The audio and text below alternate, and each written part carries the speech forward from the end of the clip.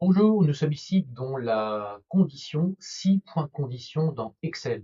Alors, je vous mettrai en commentaire les versions couvertes par le 6 points condition, puisque certaines versions antérieures à 2016 notamment n'existent pas, cette fonction n'existe pas. Alors, le 6 points condition, quel est son intérêt? Le 6 points condition, son intérêt, c'est de pouvoir conditionner, on va dire, un résultat en fonction de différentes conditions. Mais dans cet exemple, les conditions ne nécessitent pas, comme le si classique, égale si une condition est vraie, alors qu'est-ce qui se passe? Si la condition est fausse, qu'est-ce qui se passe? Dans cet exemple, il n'y a pas de condition fausse. Et on peut mettre jusqu'à 127 conditions, ce qui est quand même énorme. Alors on va déjà voir dans cet exemple, on imagine qu'on travaille dans une, je sais pas, une agence de location ou qu'on fait de la location saisonnière et qu'on dispose ici de plusieurs tarifs. Alors évidemment, on peut le faire par d'autres fonctions aussi, ce résultat. Mais là, dans cet exemple, on va utiliser la fonction 6 points condition. Donc là, ce qu'on souhaite, c'est obtenir le bon tarif en fonction du nombre de nuitées.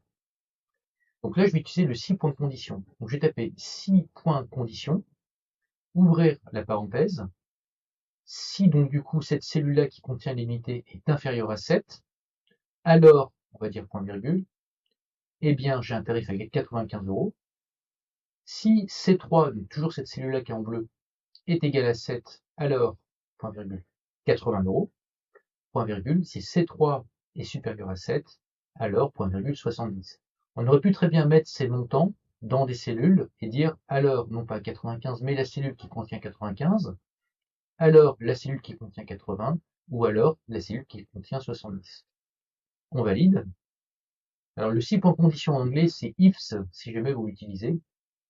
Et voilà, donc là, on pourrait dire qu'on est donc ici pour répondre à ces critères qui sont là. On va se mettre ici à 6.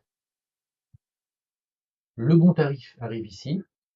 On va se mettre à 5. On va se mettre à 9. On va se mettre à 8. Et voilà, le tour est joué.